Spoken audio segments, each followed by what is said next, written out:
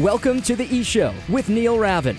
With over 1,000 NCAA commitments, the EHL is the proven path to college. Turn it up and learn more about the college placement leader at the Division II and III levels.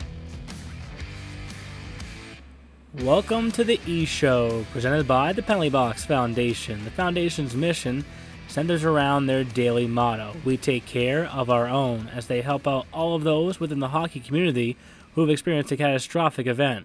Learn more at penaltyboxfoundation.org. Once again, my name is Neil Ravin, and this is episode number 42 of the E-Show. On this week's episode, we break down a week full of parity in the EHL and the EHLP, a tight race developing in the Ecru Fantasy Challenge, and Kyle's upcoming appearance in Aston, Pennsylvania. But first, we kick things off with one of the best storytellers in the league, Bob D'Alessio, the equipment manager for the Connecticut Chiefs. I'm joined now by Bob D'Alessio, the equipment manager for the Connecticut Chiefs. How's it going, Bob? Great. How you doing? Thanks for having me. Of course. We talked about this for the longest time, and I don't want to say I finally caved, but I knew at some point this season I was going to have you on. And, one thing that's very unique about what you do for the Chiefs is I think you may be the only equipment manager in the league, in the EHL, but for your role, it's more than just the juniors. What other teams do you work with? So I actually took on a fourth team this year. I have obviously the EHL is my main focus, but I have the EHLPs, the U18 elites, and I'm helping out with the U16 national team. So I got my plate full every day. Let's put it that way. And for my job, I like to say that, I may put in 50 plus hours during the season. The off season, maybe it's, 10 or so per week. For your job, is it the same thing, or is it kind of full go as the year goes on? So I've had this question asked to me probably about, half a dozen times in the last month. Do I work 7 days a week? The answer is yes. The first couple of weeks of the season, the 18s reported early. I think I calculated close to 80 to 90 hours per week. I only live a mile from the rink, so I'm here all day. I get up at 4:30. I'm here by 5, and I don't leave on a regular day until about 7:30. So I'm putting in a full day, and during the season, it's the same. In the summertime, this past summer, obviously with the COVID and everything and being locked down, I put in more hours in the summer than I ever have before. So we got a lot accomplished. I know it was a bad time for a lot of people, but gave me a chance to do a whole bunch of stuff that I normally jam into 6 or 8 weeks. I was able to get a whole bunch of stuff done in the time that we were down. So it's a full-time thing no matter what time of the season it is. So before we get into what you did during the COVID times throughout the summer, back to my point about you being the only equipment guy, I'd love to have every team have an equipment guy like yourself. Obviously, it's a little bit different at the Tier 3 pay-to-play level, and you're doing more than just the EHL and the EHLP teams. But what you provide to those teams, what would you say is your main responsibility? What's the main thing that you're trying to accomplish on a daily basis with our junior teams? I'm trying to teach them what to expect at the next level. They're going to leave here and hopefully go play college, play major junior, move up from there. And what I have learned over the years is that a lot of kids, and I've been at the college level, I've been at the NA level, the NHL, all the way up. I've been top to bottom. And my main responsibility here is to be able to obviously provide them the service that's my forte, the skate sharpening, the setup, learning about the different subtleties of their stick. A lot of them have no idea. Same thing when it comes to their skates. Most of them don't know what radius they want to cut at. Here's an example. I sent out an equipment manager's form to all the players with equipment information on it. One of the questions was, what size is your skate blade? And they all sent back, almost to a person, the size of their skate, not the actual size of the skate. I had one kid on the U18 team send it back and said 30-something, which is, I have no idea where he came up with that number. So that's the stuff that I'm trying to teach them at this level, teach them what to expect at the next level. So when they get there, But the number one goal for me each day, especially on a game day or even on a practice day, is when they hit this building, that they don't have anything to think about other than getting on the ice and doing what's required of them on a daily basis. I want them, they shouldn't have to worry about anything to do with equipment. They have a problem the day before, they tell me, and when they get here the next day, it's taken care of, or if it's not, we come up with a solution. So I guess it's more about learning and teaching at this level than the actual hands-on stuff. I mean, I still do everything that's required: skate sharpening, repairs, ordering, laundering. We've just added a new laundry room to the locker room area, so they, at this level, believe it or not, are getting fresh towels and their understuff get laundered every day. Which, after talking to other people around the league, this is unprecedented at this level. Well, what I like about it is I think that maybe over time, one or two teams per year starts to add an individual like yourself to provide this service to the players. Yep. And every organization does things differently, right? But when I talk about the Connecticut Chiefs, it is a full staff. So you start with Brandon Johnson and ownership. We're talking to you right now, the equipment manager, and then just the number of coaches from Neil Breen to John Hissick to Jeremy Gerhardt to Ike Corvo. You have so many different guys that you're working with. I'm not even touching on the guys at the midget level now. Does that make your job easier, or does it make it harder working with that many coaches? Here's the thing. It's great to have a large number, because you feel like, obviously, I've been in the NHL, so you know what it's like at that level, in the American Hockey League. But I've been with some teams over the years, the teams in Texas, where there was 3 guys, and that was it: the coach, the general manager, and the medical guy, and that's all we had. Yeah. So to have this many people, it's definitely an asset. Obviously, it helps with the development of the players and different people, but it's a little hectic for traveling purposes. You get the coaches that drop in different times. You're ready to pack it in or send a team off on the road. And it's like, hey, can you sharpen my skates, please? You know what I mean? So it's that type of craziness. But I think it's a benefit. Some people think it's a hassle. Then the thing that gets crazy is when you throw the 40 different youth coaches that we have that are coming down looking for a helmet screw, or can you fix this rivet? So it definitely is it's definitely an asset, but sometimes it's definitely more of it's a hassle sometimes also. So obviously they're all going to listen to this.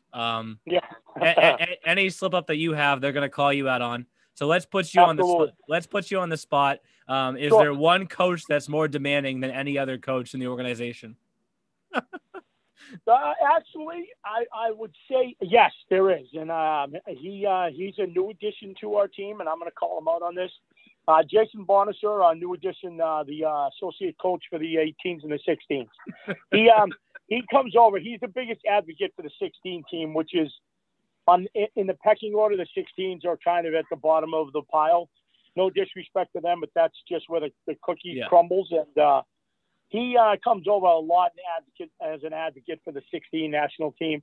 And then when I see him coming holding a couple of pairs of skates, I know that he's coming to ask for them because they're too afraid to come over and ask for themselves. But he's it's not demanding. I actually have a great, believe it or not, and this is the first time I could say this in 30-something years I've been doing this. I have a great relationship with every single one of our coaches. They understand what my responsibility and what my job is. They actually appreciate it, and they know that I'm here to help, not to hinder. So it's definitely a good staff. And if you really wanted to have a great time, something that we could win America's Funniest Home Videos on, is the staff meetings. Because I don't know how much stuff actually gets accomplished, but it's definitely a comedy of errors during the staff meetings. So I look forward to them because it's time to it's time for me to use some new, try out some new material, and it always seems to be a great laugh when we have the staff meetings. Maybe I'll come down for one of those meetings sometime in the future and just sit there and listen then. Brandon does the best one as far as he loves getting everybody together, and we have a ball.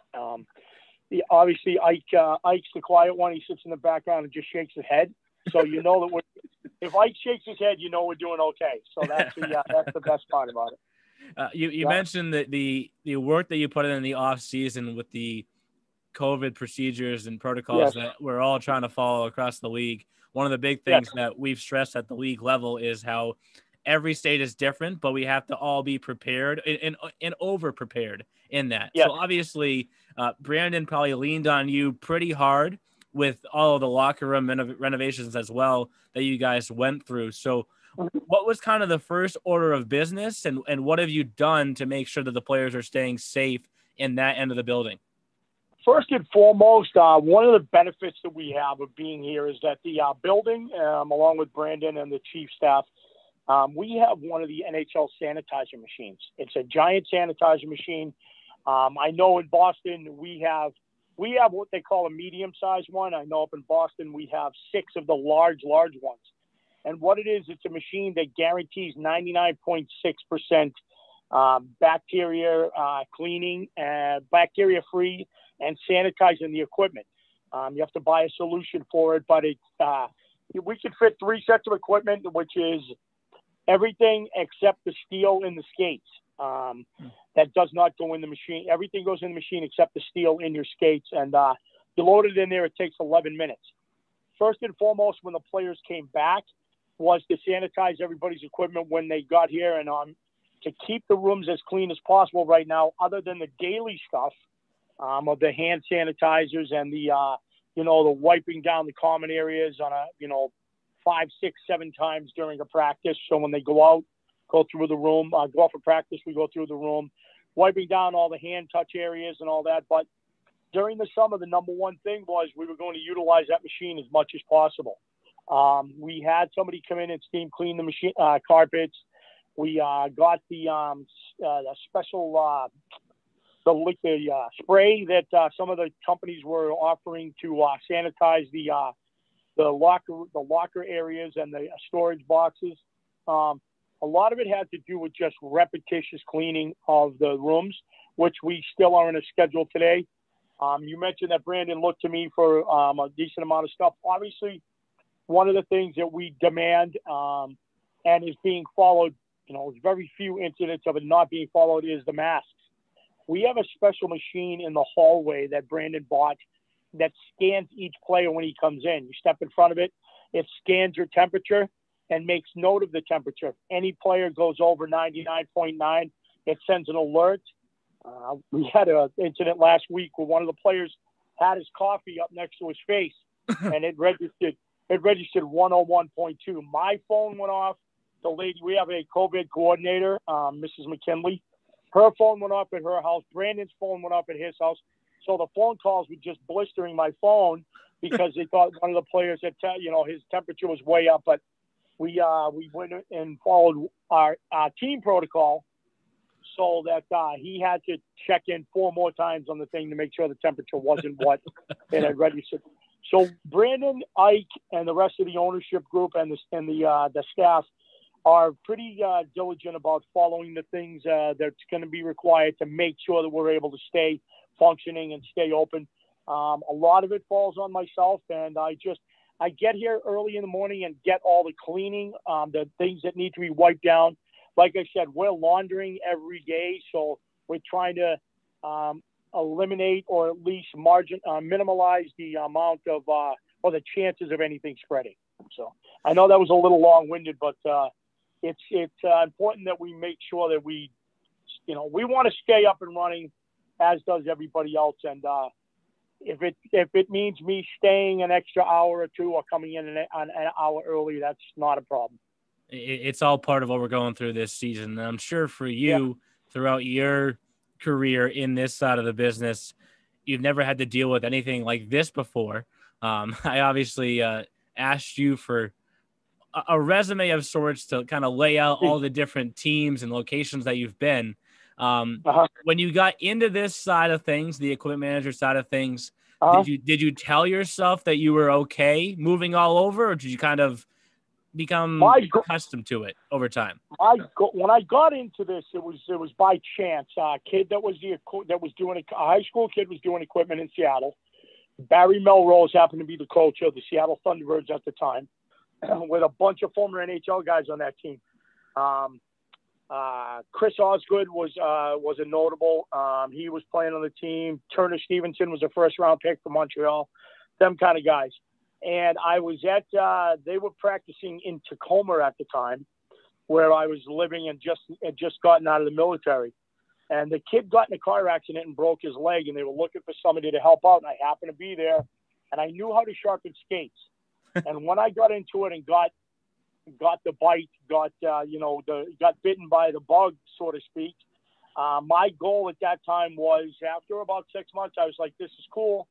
I went to the equipment managers have something that's called the Society of Professional Hockey Equipment Managers, along with the trainers, which is called PHATs, which is Professional Hockey Athletic Trainers. They have we have a convention every year where all the manufacturers for medical supplies and anything to do with the equipment side come.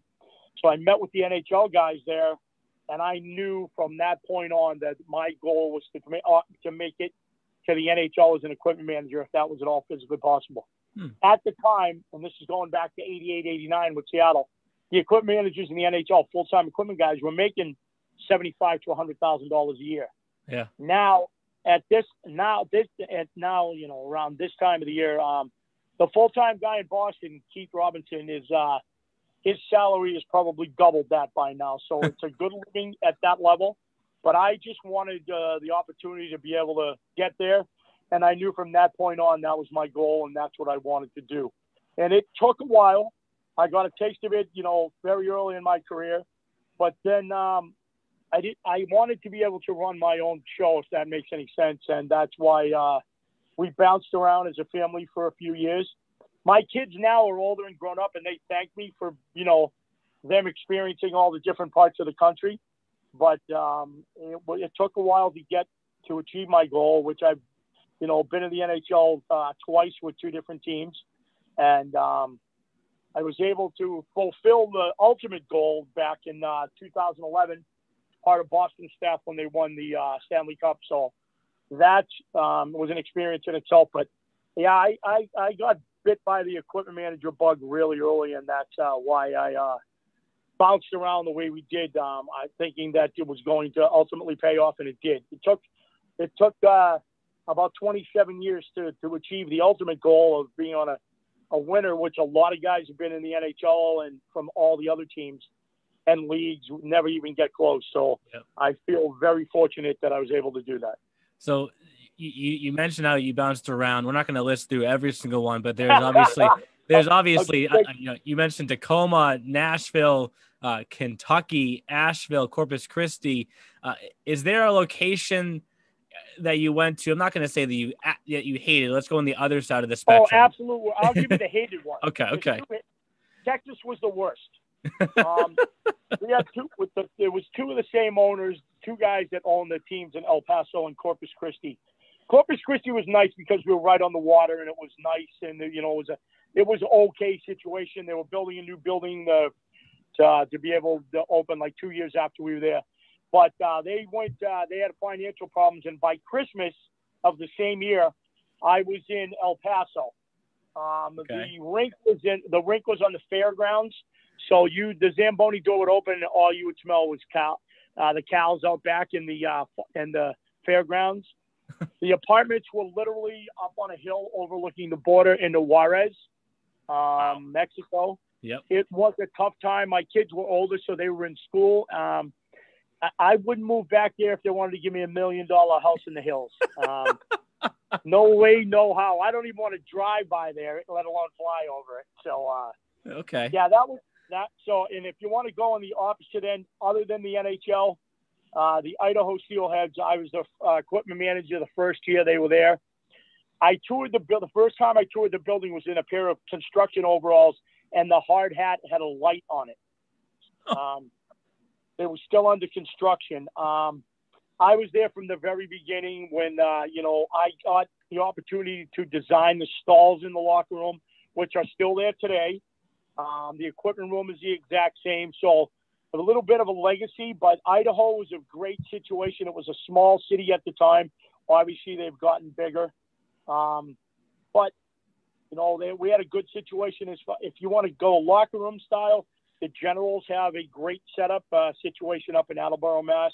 Providence, obviously, being part of the NHL, American Hockey League, that type of thing.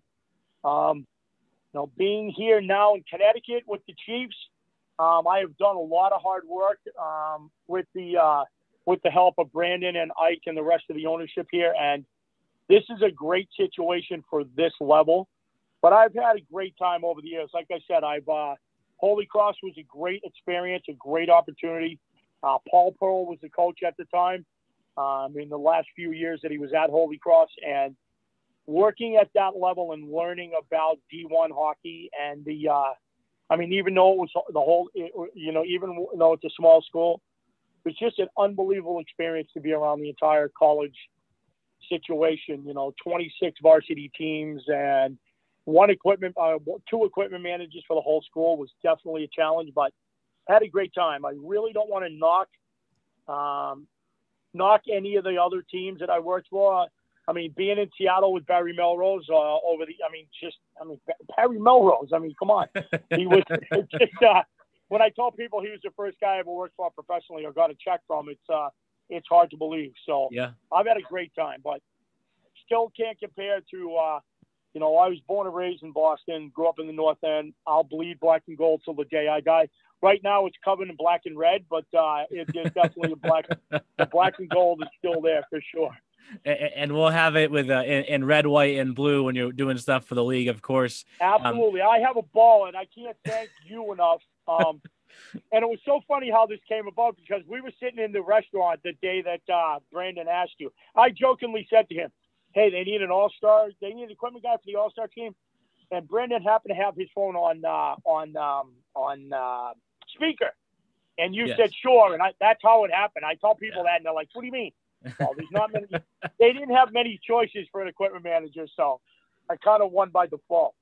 And what I like to tell people is, there's so much more that goes into playing the actual games. And while, Bob DeLessio may not get an assist or a goal or whatnot in the actual game itself, what you provided to our all-star team last year, you can't even put a value on that. And I think that as much as the coaches and the players want to take credit for the 1-1-1 record that we had against those three college teams, you're just as much a part of that as well. And I think that we won a game in large part based off what you contributed to the process. So that's why I was so excited the way that it all played out. I'm so excited to have you coming to this year's EHL All-Star Classic as well. Obviously, you were supposed to come to last year's Frozen Finals, which we had to cancel 2 weeks before. So hopefully we can pull off this year's Frozen Finals. But my whole point of making sure I had you on this podcast is so that people around the league know how valuable, an individual like yourself is to an organization. And hopefully it's a position that continues to grow for yourself and can grow for some other teams as well. Well, I appreciate that. I really had a good time doing the All-Star stuff. It was great to see the guys appreciate what I did. Just a little gesture of, hey, everything looks great. The fact that I got to do all three back to back in the few days, and then I was right in my old backyard where we were staying. I got to talk to a lot of friends that I haven't talked to, so that was a great opportunity for me. But the one thing that I was more disappointed about was missing the finals. Yep. My son Rocco, who has been an assistant for me for years, even as a little 5-year-old running around the locker rooms, he was going to come and be an assistant with me for the finals. I was basically moving my entire equipment room from here in Connecticut to Providence. Yeah. We had so much things that we were looking forward to doing. We went as far as had a schedule. Me and my son, okay, we're going to do this between this time, and then set up this and this. These kids would have thought they had just, stepped out of an NHL situation with the amount of stuff that we were going to be able to provide them and you and the league and the rest of the owners. We just wanted to put on basically a show to show them what the true meaning of being an equipment manager is, or what services we've been able to provide. Yep. The play, not only the players, but the coaches. I know you mentioned the All-Star games. The coaches for the All-Star games came up to me and thanked me for folding their tracksuits when they came to skate, during the practices. Yeah. They were shocked that they had a room to themselves. Yep. that was set up. I mean, they had never had anybody set them up, quote unquote, set them up for a practice like we did, and they were very, very appreciative of that. So that just that little admiration or a little acknowledgement goes a long way. It's not something that we get often, but it's just I love what I do, and I told Brandon the only way that I'm leaving here is that they're going to have to carry me out of here in a wheelbarrow. So. Well, that's a great way to wrap things up. Obviously, very excited to have you with the All-Star event this year and the Frozen Finals, because we're going to pull it off this year. So absolutely, I'm glad I had you on the podcast. You always have some great stories to tell, and thank you. We'll talk soon and keep killing it. All right, Neil, thank you very much. And again, I want to thank you and the rest of the league and Brandon and Ike for having me here. Thank you. Thanks again to Bob DeLessio for coming on the podcast this week. One of the only equipment managers in the EHL, but one of the best, has a million great stories of all the different spots where he stopped across the country, from juniors all the way up to the NHL. But with that, let's bring back the Ecru. And it was a good week, guys. Some frustrations a little bit on my end. It feels like every time we take a step forward, we get knocked 2 steps back, aka the state of New Jersey opens up and then the state of New Hampshire closes. But we are still playing hockey games, and that's all we can ask for right now. Yes, it is. Playing hockey is good, Neil. Playing hockey is great, and let's hope it continues. We got to keep our fingers crossed, but great to see hockey back in Massachusetts, especially for us. Me being a Mass guy growing up, and then obviously still doing a lot of work up in Mass, that was a very welcomed addition, and I'm sure our 6 teams would agree with us on that fact. It's amazing. I look at my broadcast schedule before this past week, and it's like at Avs, at Avs, at Avs. And then a day later, it's, Tuesday, you're actually going to the Wizards, and then you're actually going to the Wizards again here, and then the Wizards again here. So instead of standing on that nice flat bench that I stand on at the Avalanche, Jeff, have you seen what I stand on at the Wizards? I have not. It's so he has like a I don't platform? Even know what. Oh, it's similar to what I used in Exeter last year, because I remember you were saying it was like it's on wheels. It's on wheels. It's probably a good like 8 feet up, and it's like this like stanchion thing. And when there's contact along the glass where I'm standing, the whole thing kind of just like shakes like this, and I'm like holding it, and then the puck comes like whizzing by your face. You're like, okay, but great news. Whizzing. Yes, whizzing. Good one. Keyword. Oh, yeah, I wasn't trying to do by that. Your face. But hey, the Wizards play the national anthem in back-to-back games this week, which is something that Freddie Meyer just never did for some reason. Corey changed that though, and it was the first time they played the national anthem in 5 years. So, great time with the election coming up. Yes, exactly. Corey Felitti, well exactly done, honoring America. Have you been to a game there though, or no? I have, yes. Have you met Jim, the scorekeeper? I've heard a lot of stories about Jim, the scorekeeper. I think I've seen him from probably afar. In his late 70s or close to 80 at this point. Great guy. But I do the live scoring because he just does the paper score sheet and the scoreboard itself. Mm-hmm. And he always announces the starting lineup earlier than they come on, line up to the national anthem. And when he announces the starting lineup, it's always like right when warm-ups end and no one's in the building. It's literally just like they all go into the locker room, and like it's just me sitting there, and it's like woo, like we still have a good 12 minutes until they come out for the actual game, and there's nobody out here. So interesting. Appreciate the passion. Gotta appreciate the passion. Dedication. Big time Wizards fan though. Like I may be a closet just like you. Yeah, I'm closet. But he's out of closet right now. Right. Oh God. All right, we're off to a hot start. So, all right, 3 minutes in, we're off the rails. And this segment of Off the Rails this week. We should have a weekly Off the Rails section at this point. Well, you know what we'll do for that Off the Rails segment? You can go find the sponsor for that one, Brett. Okay. All right, Off the Rails. I'll call up Justin. Rob Barletta, you want to sponsor Off the Rails? I would say a good place to start would be Amtrak. Worcester. Oh, okay. Or the Worcester Railers, Amtrak. Yeah, some kind of train theme. Kyle, you're picking up on them. NJ Transit. I mean, you let me know. MBTA. The MBTA, the Red Line, is just going to sponsor it. But with that, all right, anyways, let's start making our way around the E-Show. It's time for this week's segment of Around the E-Show. And Around the E-Show is brought to you by the Junior Hockey Podcast, your home for junior hockey news, knowledge, and nonsense. Check them out at tjhpodcast.com. And we are going to start with the EHLP this week. And I have had a great text conversation going with Vinny Calgeri and Chris Sorella all week because the power rankings listed the New Jersey 87s above the New Hampshire Avalanche, number one, then number two. And the Avalanche coaching staff does not understand how a undefeated team can be behind a team that has a loss in the power rankings. Strength of schedule will have to play into that, Neil, or strength of schedule, what you've done lately. Chris doesn't care. He's undefeated. It's like college football. Do these guys watch college football or no? That's what I said, Kyle. I don't know what year it was, but Clemson was undefeated one year, but they hadn't played anybody yet. And it just pounded all these teams 63-0. And an SEC team with one loss got put ahead of them because they had played all SEC schools or something like that. It's a matter of who you've played.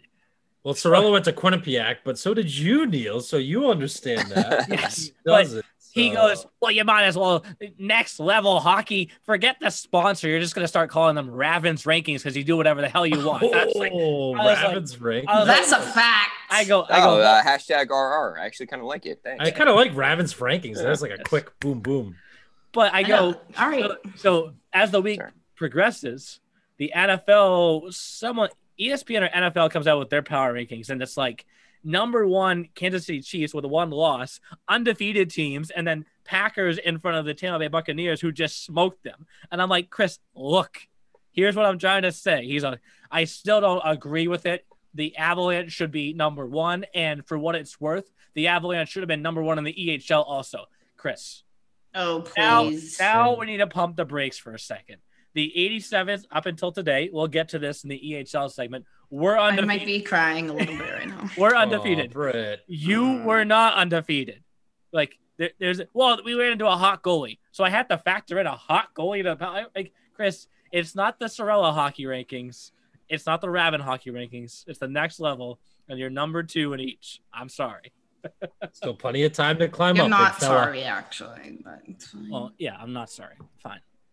But sorry, not sorry is what the kids say. He is 6-0-0 his EHLP team with a plus 17 goal differential. So obviously things going very well for that team. You work down the list from there. The Vermont Lumberjacks, they actually got to play 2 of their 3 games they had scheduled with the Valley Junior Warriors this earlier this week. Was that today? No, that was the past 2 days. My days, I'm not sure about you guys. Like, I can't even keep track of what day it is anymore. I'm all jacked up. Like I have to look jacked up. Look at these references. You're jacked up. But that wasn't intentional. That wasn't intentional, was it? That was not actually. Yeah. Yes. I was thinking just like Brittany. I was like, that was intentional. The puck whizzing by earlier was not intentional either. But with Philly. Or the Wizards. The Wizards. That's what it was. And then so they're at 4-1-1. They're at 4-1-1. The Wolves at 2-3-1, and the Eclipse at 2-4-1. So everyone in that division actually has been able to play relatively around the same number of games. You work down to the Central, and since we recorded the podcast last, every game in hockey is different, in my opinion. And that's what I say is great about the sport, is that you're never going to have the same exact thing from one night to the next. So when the Rangers show up in Biddeford on Saturday night and Samuel Booz makes 43 saves that according to the Rangers coaching staff, was like 93 saves. And they win a 1-0 shootout, which I hope you all saw. I know Brittany did, the shootout winner for the Eclipse P team. That was the If you didn't see my top plays for the week, check it out. The Kai Dunnigan game winner was gross. Didn't see that. That just was gross. But gross. Good gross. This call was pretty good too. Yes. Great call. Call was very elevated. Yes. But you could tell with the let's go home, baby, like it was probably around close to midnight. Like it's time to go home. Like the game is but what I find funny is, I have to use the word upset there because it's an expansion, a new franchise against a team that's won, championships, regular season titles. The Rangers at the EHLP level are a wagon. Mm-hmm. So the next day, Robbie wagon. That's, you know what? Moving forward, we have to all say Sea Wagon whenever saying wagon on the podcast. We can't say just wagon. Sea Wagon. They're absolute Sea Wagon.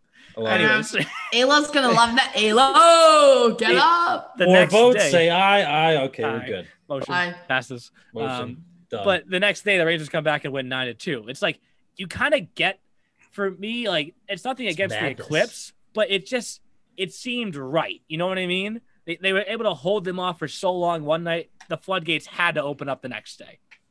Yeah, absolutely. And when you've seen a team, usually that is the case too, Neil. That's the beautiful thing about hockey is after you have seen a team in one game, then the next game, usually you can kind of figure things out a little easier because you just saw them the night before. Yep. But the surface always comes into play too. The ice can be good one night, bad the next. The stanchions, the boards can be lively one night and not so much the next. And it has a lot of different elements in the game of hockey. That's what makes it the best sport out there.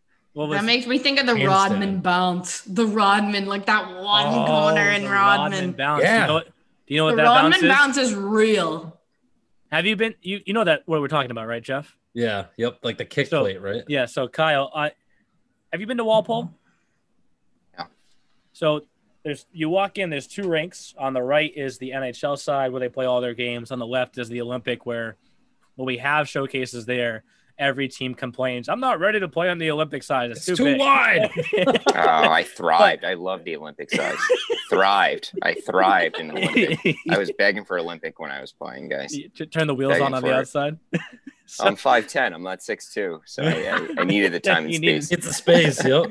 So on the NHL side, in the far corner away from the building, if you wrap it around the right way, it hits the boards and always kicks right out in the slot. Little chink in the boards, the old Rapparooney pass slot. It's that fourth forward. Sits there. He's like, I'm ready. And we all know that play. Yeah, when John Lauser is there, like they one year, I want to say, scored like 3 goals that way, and he was just like, "It's a set play, we run it." I was like, "Oh my god!" Like he goes, "You guys just make sure that goalie comes out of the net and then it's wide open." When you know, you know. Yes, literally, when you know, you know. I love that. But then continuing on, and speaking of top plays. Well, I guess it's a little bit of trivia in a way. I don't know if I even mentioned this yet. Did you see the second shootout goal? The shootout winner for the Chiefs? The Chefs. Yes. And did you hear the call? Yes. Does anybody besides me know who that is? Oh, is that Alex Herman? It's Alex Herman. Alex, my man. So my man, Alex Herman. When you're not dressed as a goalie, different. You call the game. I was wow. let's go. I mean, he called a few. I want to get an internship. Yeah. Oh, Kyle, me and him called games together last year at the showcase, at the P showcase. It was awesome.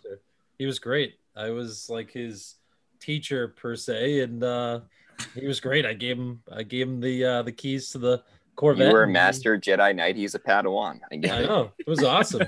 Made me feel old as hell, but it was fun. That was like, as Brittany would say, low key. That was low key a great showcase. Yeah, it was. Like there were a lot of. Okay, there was a lot. There were like a lot of key going moments. wrong. Like number one moment is like if you go to a hotel and you stay in that hotel for like 3 consecutive nights, on some point between when you park your car and you leave, when there's a snowstorm in the middle of it, you turn your car back on.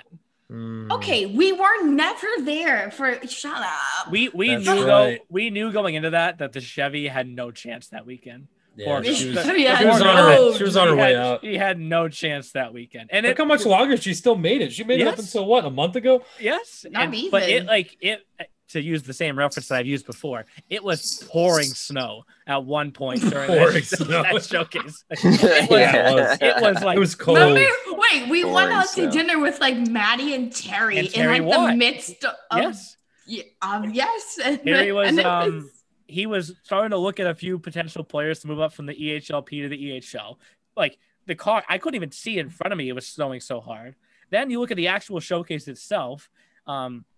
Bunch of good games. There was the Ryan Crane goal, the Kucherov goal. Oh yes, yeah. Jeff called about 27 goals for the Rangers in 3 days because they just kept scoring over and over again. Ryan Bailey, Johnny Meldrukalo, Ryan Bailey, Johnny Meldrukalo. Yes, so that was low key a great showcase. It was low key. Loved that hotel. Yeah, right. I think PJR averaged 10 goals a game. That every game they won like 9-2, 10-4. There's baseball, football scores all over the place for those boys. But we'll shift up to the EHL now. Just like their EHLP team, the Avalanche are currently in first place. How long that lasts will be interesting to see, because when it comes to scheduling, with how much things are kind of fluctuating week to week, and now New Hampshire rinks closed, Chris was probably ahead of teams. The Avalanche were probably ahead of teams in games. And now when you can't play and you have kind of a break here, which isn't at a bad time for him because he had already played 7 games, there's a chance that some teams could start to play more games. And it's what's kind of tough to really tell right now, because I think that's what's going to make this year so hard.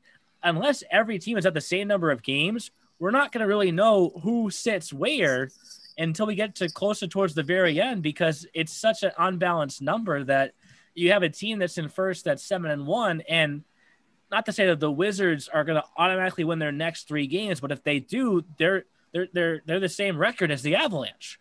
Right. So I mean, we discussed that before. We might have to go to winning percentage depending on if we can get everybody to play. What we have confirmed is it wouldn't be winning regulation wins. No, we would be doing the percentage of the points that you've earned out of how many you could have earned. So winning percentage only factors in the games that you win outright, not the games that you force to a shootout or overtime. As much as Chris Sorella likes to point out that even if you lose in a shootout or overtime, you still lost. Yes, you did, but you still got a point out of it. It's why I don't think there's any junior leagues in our country that do this, but we have discussed in the past 3 points for a regulation win, 2 for an overtime or shootout, and then 1 for overtime or shootout loss, which I like that idea. That's what we actually do have in the round robin in Providence, because if you win in 60 minutes, you should get more credit than if you win in 64 or Remember playoffs. That first year? Can I play devil's advocate? I want to hear devil's advocate for sure. Brittany, you go first. Brittany, go. No, I just remember the math we were doing the first year in Providence, because everybody was like, there was like 3 people who were the same. And then everyone was like, I don't know how to do math. I play junior hockey. I have no clue what I'm doing. And then we're like, 3 teams that were 2-1-0. And they all had beat each other, and they all had beat the Rangers. It was a tough year for the Rangers, which is why I felt bad for the Rangers last year, because they had a really good chance to make it back to Providence and make up for the year they went 0-3 in Providence. But it came down to goal differential. And since then, we've changed it to account for, I think we've only had, this is a good. That would have been our 3rd year in Providence. Yes, but the trivia question is, how many EHL games in Providence in 2 years, because we've only been there 2 years, how many have gone to overtime? I think like 1. Who? No. One. I got it right. No. Was that Little Flyers Avalanche? Little Flyers Rangers.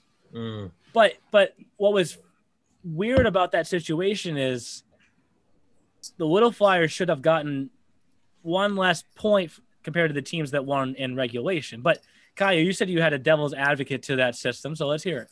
Yeah, so I would actually like to see if you win 2 points, if you lose 0. Ooh.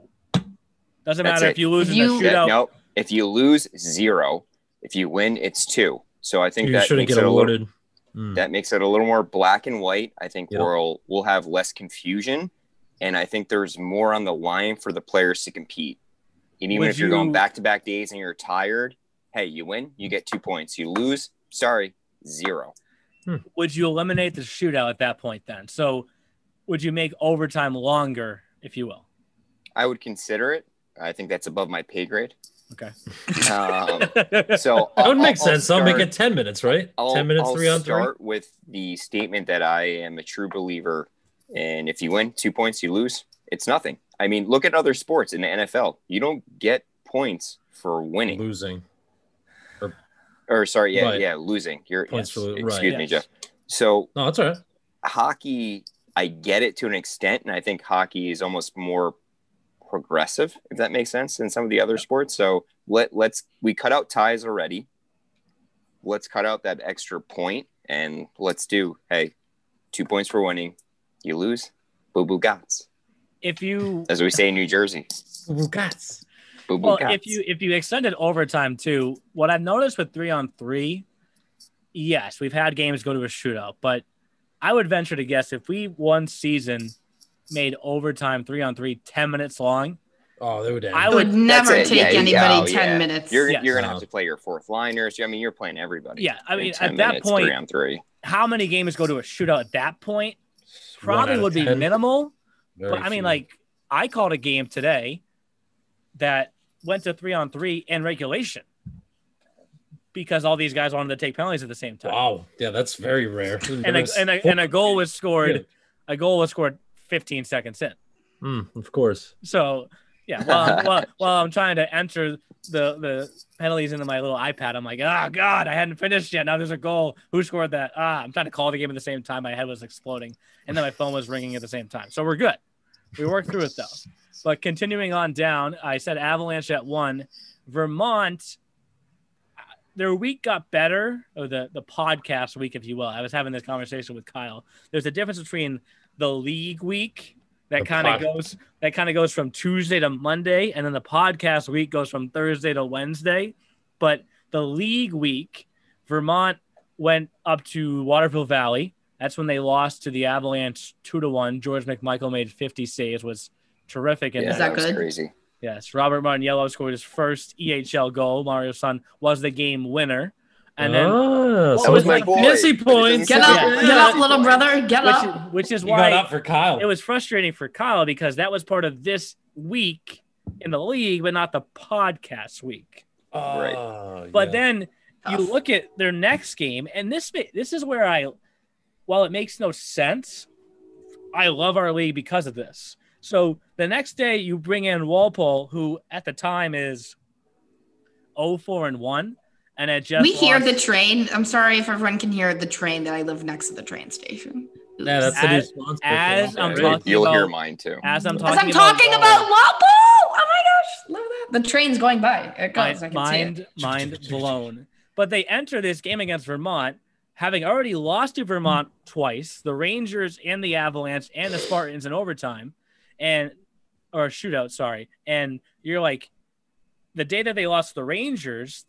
That was the game that Eric Buckle started, got pulled after 4 shots, and then they fought back in that game and then lost 9-3.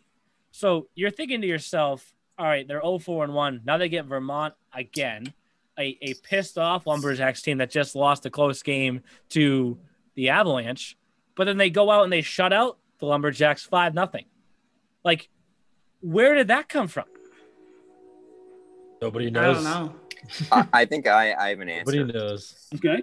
Kyle's got an answer. So not nobody knows. Kyle knows. Professor Mickey McKenna here. A wise coach once told me that we're in a competitive hockey league, and he said, our league is like the NFL. It's any given Sunday. I knew you were going there. It doesn't matter what your record is, who you are. If you're 6-0, talk a big game, yada, yada. It's any given Sunday. So I'm a firm believer in that from being in the league now for about a year and just, I don't know, Neil, I'm looking at you now. You're like, you're grabbing your chin. I'm watching that score come in and I'm like, if anyone's seen the movie Any Given Sunday, it really is like in the NFL, you don't know. So I think that's a compliment towards this league and the compete level.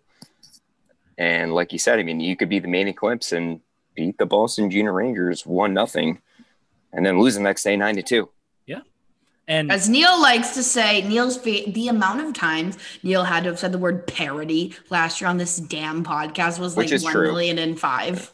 Dude, last year was the year of parody. Oh my God. If I heard the word parody one more time, I think I would have jumped off of the roof of my building. That's a good sign if you're using that word often. Jeff, should I chirp back? Yes, absolutely. All day, every day. All right. Spell parody. What? Oh, I got it. Anyways,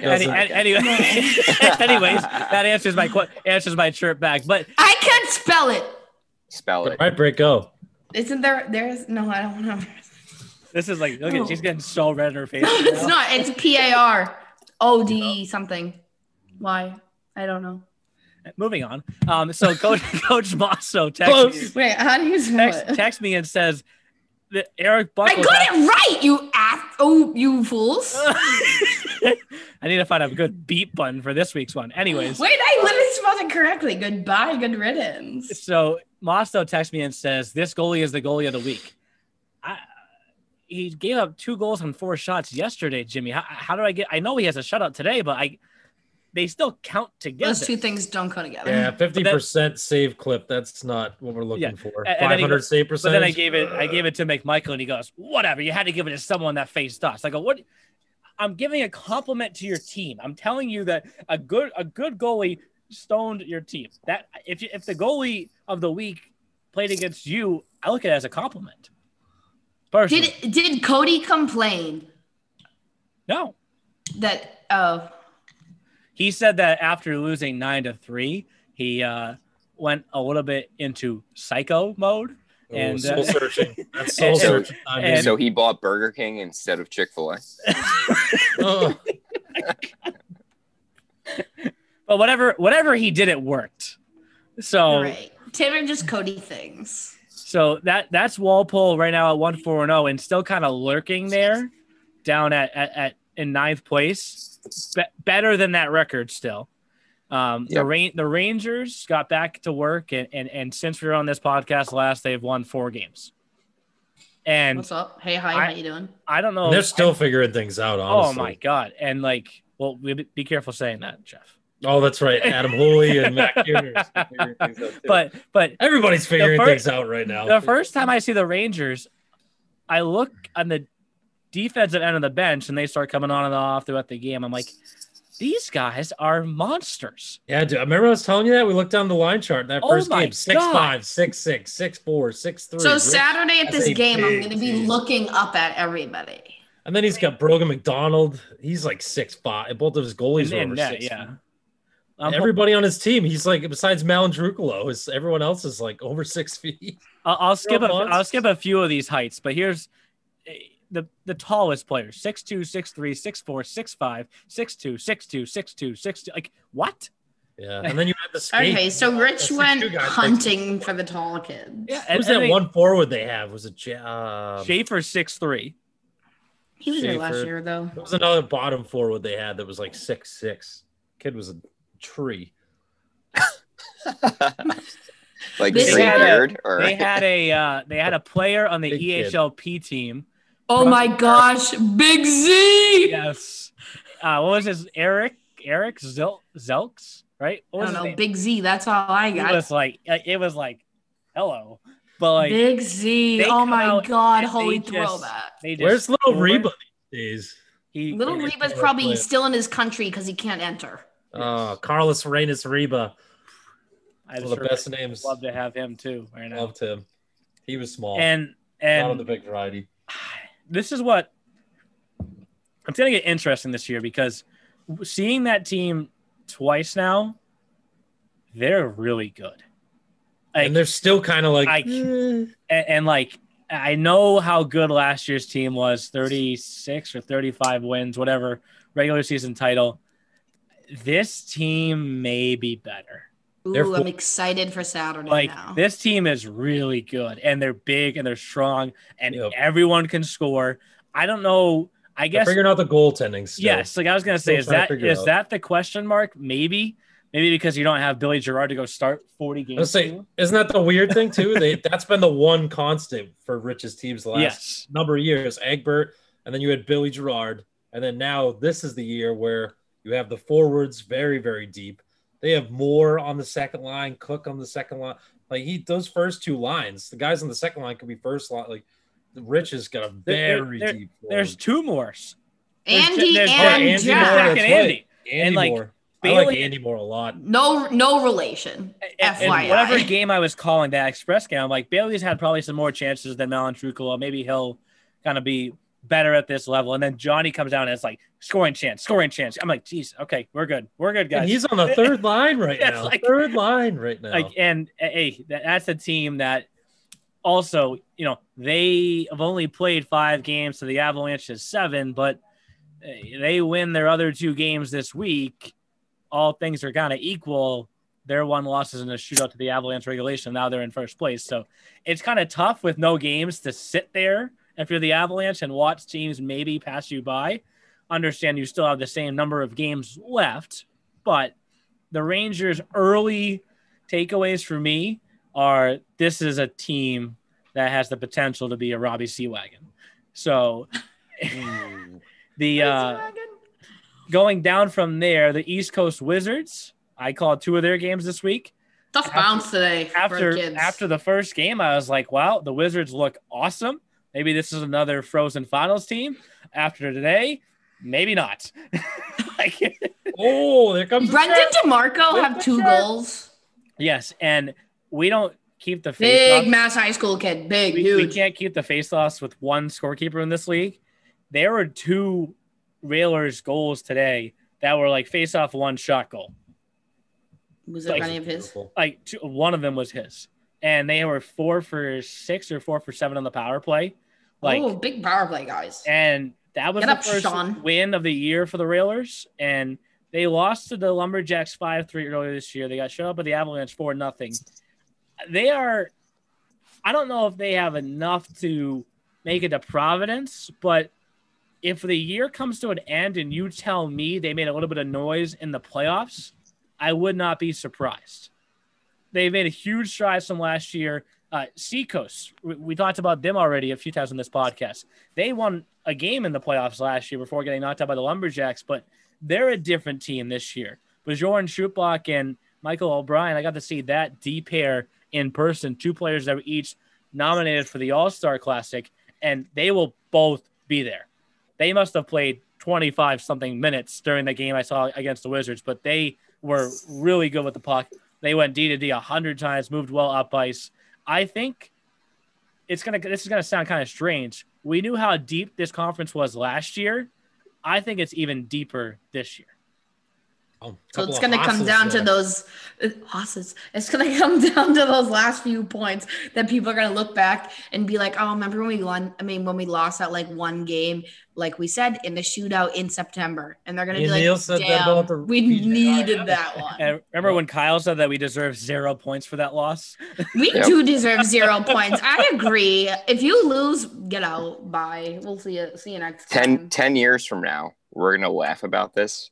And we're like, wow, remember that time that kid Kyle from New Jersey said this on a podcast and he was right? you gotta put a patent of some sort on it right now. So in 10 years, you could be just kicking back and saying, everyone in the hockey world is using my idea and I'm rich now. Kyle's campaign, no points for losing. No points for losing campaign. The losers. I'm on Kyle's side though, because you think about life. We want to get off the rails again, but you don't get losers to the points curb. for losing. You don't get points for losing in life. The loser. Meanwhile, that's I quote unquote favorite. Sorry, Brittany. I know we always interrupt each other. I'm just a rude person, and I don't mean to be. I'm just a rude person. I said I don't mean to be. With a big smile. No, on your face. you go first. You go first. Well, no, we're shifting down to Kyle's conference. Well, I shouldn't say Kyle's conference. Hold on. I take that back. We all know how big of a fan of the 87s Brittany is. We can see Jeff's shirt tonight, and Kyle calls games. What? one of the teams in the South. So I would say it's all of your conference. I'll take the North, okay? Right, Neil from the North. Oh my North. Yes. That's what me and Alo say. Calls me. Neil and from it's NFTN, right? Neil from. And I texted Neil that the other day, and he goes, "What?" Yes. And then I just go like Nifton. Neil from the North, and he's like, "Oh my god." Neil from the North. Isn't that good? It does. It makes a lot of sense being from Maine too. Hasn't been mentioned on a few podcasts here, so gotta bring that back. But Kyle, now as we head back down to the Mid-Atlantic, let's talk about that game that you brought up in the group text, and we knew we had to talk about today. 87s, the 87s. I don't know how long I thought that winning streak was gonna go. I don't think it would have set a new record would have been hard. Right. So I'm pulling up the win. Well, that was a special year. That was a unique year. I don't think that could ever be touched. The 30 straight wins that the 2016-17 Little Flyers had. But you look after that, 17 for the Revolution in 2017-18.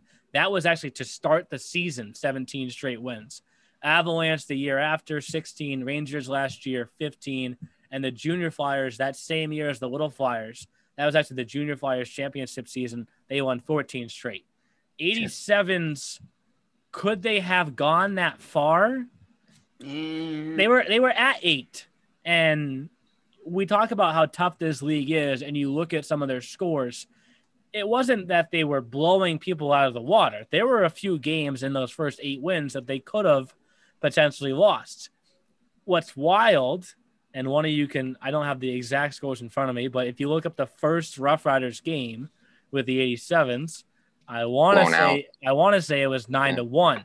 Yeah, they were blown out. And then an overtime win for the 87s next time, and then a shootout win for the Rough Riders this time. So I almost look at that first game and just throw it away and say that was just a rarity. That's not coming back again. That's just first game of the year. Hey, let's get it crossed out. That's what I would say. Kind of like the Bruins 7-0 smashing. What was that? That was 2000, the opener against the Capitals 2 years ago. Yes. And then they went to the Cup and lost in Game 7. So, no big deal.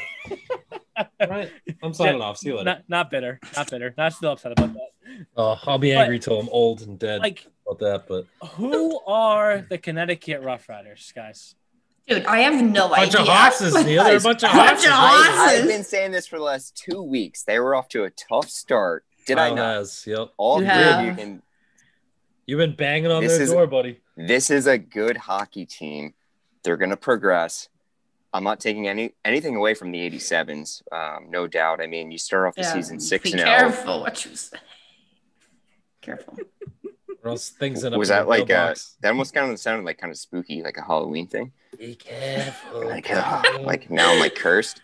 But might be, I don't know. Given the circumstances this season and the schedule, it's going to be tough to beat a team 4 times in a row in a short time frame. And Connecticut seemed like a team that was on the rise, and timing is everything. Yep. Timing is everything in sports. Timing is everything in life. And it just seemed like Connecticut, again, was due for a win. They have, 2 of the top 5 scorers in the league right now? Bella and Bonapane. Yeah, let's go. So, I'm ready. If there was a team that was going to give New Jersey trouble, I'm going to still stick with it. I'm going to say it was going to be Connecticut or whiz with the Philadelphia Little Flyers. Well, you were get saying flyered out. On Twitter today, Kyle. I was saying Twitter today, Kyle. You were saying that Adam Foss got the Rough Riders do the helmet, right? That's their. Yeah. Oh yeah, big helmet guys. Yep. He's starting to figure things out. We all agreed that they can put pucks in the back of the net. It was a matter of can they not allow so many pucks out of the back of their net? And if Foss keeps doing what he's doing, that's a winning formula. Watch out. Absolutely. I agree. And they lose the opener against the Chiefs 7-3, and then the 87s that 9-1 game. But since then, lost to the 87s 6-5 in overtime, beat the Little Flyers 4-3, beat the Ducks 6-1, lost to the Ducks in that weird 8-4 game when they gave up all of those major power play goals and then the empty net goals. and then they've beat the Apple Core 9-6, Little Flyers 4-2, and 87s 4-3. So in a way, they've been kind of quietly, to Kyle's point, sneaking I've been saying up. it for 2 weeks now. I'm like, Connecticut, keep your eyes peeled on them. Sorry. No, it's fine. And they're currently sit in third place with 11 points. This is quick math for me right here. The same number of games as Team Maryland, who has one more win and one less loss. Kyle, you called those two games between Team Maryland and the Protect Ducks, both that needed longer than regulation to find a winner. Mm-hmm. It feels like, I'm not going to ask the same question that I had the last few weeks. It kind of feels like the 87s are still the top guy. And then it's, you say Rough Riders right now, but it's like Maryland, Rough Riders, Ducks, Little Flyers. They're all kind of bunched there together. We're still learning a lot about the Chiefs because they've only played 3 games, and it's been a little bit of a struggle so far this season for the Apple Core. But maybe the Chiefs win a few games here also, and now that bunch is from 2 to 6 in that conference. And I just want to see if somebody emerges from that group, or does it stay tight like that kind of all year long? I mean, my first guess is it's going to stay tight like this all year long. I mean, when you think about Maryland, they come in, they win 2 games on the road, back-to-back days. Technically the first 2 home games at the Pond. Come on, guys. The Pond, coolest name in hockey. The Pond, the darkest place I've ever seen. The Pond needs some new lights in there. It's a little Jesus, dark. That place competed with Haverhill. Maryland, I've talked to numerous coaches around the league, and they all say the same thing about Team Maryland. They're tough. Okay. They're tough to play against. They may not be the most talented team, and I know they have a guy who scored 100 career goals in his EHL career, but either way, they're a tough team, and in my opinion, they almost kind of play like a playoff hockey mentality all year round, if that makes sense. Yeah. How is the broadcast location there for you? Fine. Do you have to stand on a pedestal? It looked like a nice, it looked like a great spot over everything. Yeah, I live a happy life at the Pond. Good. The Pond just needs to not be so dark. Pond life. That's my one complaint about the Pond. I mean, Ducks have one of the best logos in the league, best jerseys. I mean, I can continue, but Team Maryland, fix those overtime losses. That's all. Very, very impressive. And I have to speak about Protect too. Talk about talent on offense. Protect is very talented on offense. It's just a matter of figuring out their defense and familiarity. It's a new team. They have depth between the pipes. So keep your eyes peeled on them. I know I'm not being biased. I'm pointing my pen at you guys too at the camera. I'm not being biased. Because they do. They have something there. This kid, Spencer Quinn, is a heck of a skater. I mean, nothing. Keep going. He is. Like, he's, I don't know what's so funny about that. Yeah. No, I'm laughing because we have all said profane words today. He's one of the best skaters I've seen in this league in a long time. Spencer Quinn, keep your eye out for him, number 43. Very shifty. He? What year is he? Is he age art? Is he young? I believe he's an 01. All right, so he's average. He's a youngster. Like, he's not like an 01 now. It's like, yo, you're stuck in. You have one more year. I don't know. Anyways, Neil, can I progress on this? Yes. I'm gonna leave now. You lose back-to-back overtime games, and you lose those for a reason. So they're gonna figure that out.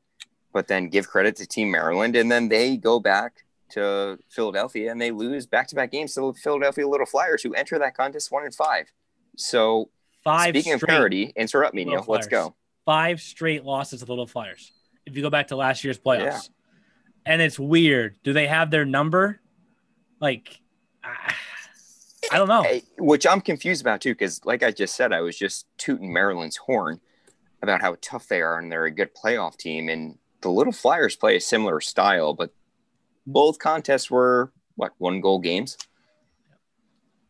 And they're divisional foes, right? I mean, you see that in the pro sports all the time. Look at the Patriots in the AFC East. They once in a while get knocked off by the Dolphins in week 17. And I don't know, maybe the Little Flyers just have that about them with Maryland. Maybe they do have something figured out with the way Coach Fusco strategizes his team. I don't know, or it could just be chance. I saw resilience from Team Maryland, and I saw resilience and some sort of relentless factor from the Little Flyers when they played Team Maryland, which made both those matchups very entertaining to watch and intriguing, I will say. I'm hoping. I think they're a little flyered up. They're flyered up. We'll talk Flyers now because it's almost like its own segment of this podcast, right? with Jeff's shirts. My incidental chirp turned into like.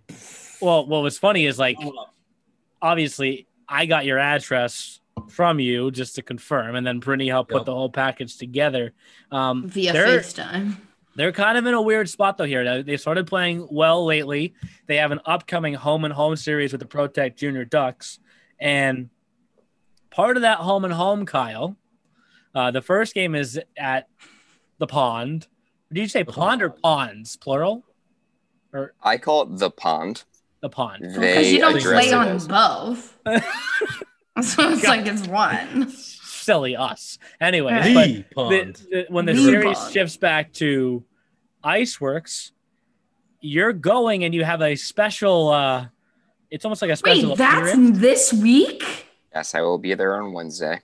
So I'll be there Monday and Wednesday. Little Flyers, Protect Ducks. Tom Wilms versus Tom Wilms is electric. I could listen to Tom Wilms broadcast all day long. He is phenomenal. We're fortunate we have a lot of guys who do a great job in this. He has a podcast? Or broadcast. Broad in front. My favorite word, broad. Oh my god. Anyways. But what are you doing at the game at Iceworks Skating Complex in Aston, Pennsylvania? Or do we not want to tip off the crowd of this yet? There is a potential video feature where I do a cheesesteak review from whatever the pub is called there. Actually, does it have a name? My apology. Yeah, it does. It's like Rory's or something. Rory's or something. A cheesesteak review. I'm in for this. So Jake Wiswith and I are post game. We're gonna eat a cheesesteak together. We're gonna review it. Because I gave him the nickname Wiswith, and all of a sudden, I appreciate the Little Flyers. Very engaging over social media too. Yes, they are. Credit. Absolutely. So if this is a potential video segment, I expect more invites from other teams to review your staple food, whether it's the wings, the cheesesteak, the pizza. Come on, we all know I know the pizza here in Jersey. Yeah. No, boo-boo guts. with Jake Wiswith is Jake Frankenfield. Yes, Frankie, as I call him Frank. Who found the back net a couple of times after I picked him in fantasy. I'm just saying. Yep. No, Frank's on fire. So offensive scoring defenseman. I'll be at the game Monday at the Pond, and then Wednesday I'm traveling out to Aston, Pennsylvania. Gonna watch the game, enjoy myself, and then do a Wiswith review of a cheesesteak with one of the Little Flyers players. So excited for that. We mentioned the great memories that we had at the Worcester Showcase last year. The last time we had a showcase at Aston, Brittany decided to spike her phone off the ground. And then we got kicked out of the Instagram. And then one of the kids we're sitting, I don't even think you know the story. I'm sitting in Catron's office, just like having a day, like just vibing, and this kid on Little Flyers, whose name I will not expose, he like barges into the office and he's like, my car got stolen, and this kid's car straight up just got like stolen. I was texting Catron about it the other day. It was pretty funny. And the kid got like a way nicer car, and I go working the system, and Catron's like, I think that's just a nice way to say committing fraud, but it's like, oh my god. The moment was really her phone, because we actually had just arrived when we pulled her jacket on top of the car, and then she pulled the jacket off and the phone just smashed. And it's like, welcome to the showcase. You hate to see it. Welcome to Aston. That is not good for the brand. That's horrible. I like illegally downloaded like Snapchat on like the iPad because I was like, I need to communicate with human beings. And with Snapchat, we will transition into our what to watch for, which of course includes the Ecru Fantasy Challenge. Before we wrap things up, here's what to watch for this week in the E-Show. And it's time for the Ecru Fantasy Challenge, brought to you by Bertucci's Brick Oven Pizza and Pasta, your home for authentic Italian dishes, catering, and group dining. Check out their party pizzas and specials at bertuccis.com. And you can keep talking, Brittany, because it's still your turn to pick. You had 19 points this past week with your all 87s lineup, which really isn't a bad week. It's just that Jeff and Kyle had really, really good weeks. So coming in with 69.4 weeks, all you need is one of those 30-point weeks to really get back in this thing. Who are your hoping that this is the week? All right. I have power play enthusiast Tyler Bonapane for the Hosses at forward, and then Bjorn Shupak Tupac at D. Come on, kids. I need the power plays to be electric. We need to be lighting up the power plays. Let's go. This is what I need. Kids. Come on, please. Yes. God. Those are the best two people. Needs you guys. They each play 3 games, and I feel like out of the available humans, which was everyone in the league, because I picked first, I feel like I had to do it. It was those 3. They each played 3 games. That was my deciding factor. And then in goal, I know I had to do it. And then in goal, no 87th players this week. It's shocking. I know. I'm so sorry, pals. But we have Brogan McDonald as a tip from my boy D-Caps with BJR. So thanks, Rich, for picking my goalie. I appreciate you. A little 40-point week, and we're right back in things. Right. Come on. The power play. Yeah, You're just going to a be little taking 40-point penalties week. up the yang. 5-minute majors. Let's go. Not on the Chiefs or the Seacoast. The teams, on the other hand, come on. Throw some elbows. Cross-check these people up the yang. Anyways, we don't condone violence. Ken Hodge is going to be heated after these. I actually found a way to sneak just ahead of Brittany this past week with 19.4 points. 0.4 this man had. I had to change my forward because I found out that the day before Connor Ball played for Maryland, he actually broke his finger in practice. So I changed to Vincent Maurice, which luckily I did. He still had 3 assists. Lucas Duran, I didn't get any points for the fight that we do not condone that he started. And then Rhett Weselick, who I love it, at the Wizards game the other day, was warming up, and I was on the Seacoast bench, and he comes over and he's like, I got you points for that win, right? I was like, yes, you did. Thank you. You can go back to warming up for your game right now. But That's Jack squirting you with the water bottle yesterday. Yes. Oh my God. And today. Oh, get up, Jack Johansson. It worked for the win yesterday, but only 19.4 points for me this past week. So trying to turn things around this upcoming week. My inside sources said that golf buddy same birthday too. I'm sure you knew that. Zach Simon at forward for the Walpole Express, Dylan Gutierrez at D from the New Jersey 87s. We already talked about Adam Foss once on this podcast, playing very well in net right now for the Rough Riders. So, Neil stole both of those for me. Just saying, I was gonna. Yes. Well, Jeff, when you finished first for the week, which almost was second with a late stat change, but regardless, it's Kyle's turn to make his picks. Starting between the pipes, going with my main man, not Neil Ravin. Braden Patricia plays goal now? What? Yeah, that's crazy. I'm getting chirped. Nikita Primack. Oh, he is a new man. I mean, this guy sees 50 shots a game, and he's stopping 48, 49. And how about, can we just talk about Maine's jerseys, by the way? I mean, bold. They're growing on but me. Awesome. The highlighter. Awesome. Yeah, they're growing on me, too. Like the lime green. Very bright. Maybe the Seahawks Hockey Club can take notes. Yeah, I'm not chirping anyone here. You got Bill Zanaboni. Oh, God. Scary man. Bill, we didn't get to talk about it, but Bill was not a happy man today. Yeah. I feel like that's like most days. Bill's just like, and I'm like, oh, I need to leave. Get better uniforms. I don't know what to tell you. Jared Mike Tyson, Connecticut Jeans. Let's go. New name to the podcast. Jared Mike Tyson. Love it. forward. Screaming. He's unwell. Kyle, does your microphone cut out? Hello? Oh, what I always say, if you can't laugh at your own joke, nobody can. And Kyle is enjoying that one right now. So Mike Tyson scores some goals for the Chiefs this week. All right, Jared Tyson.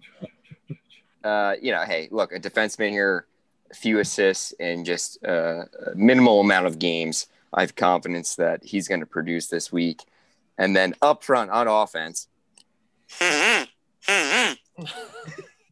back. The whistle. It's back. We're going with Mr. Quinn from the ProTech Junior Ducks. Does the duck thing come to games with you?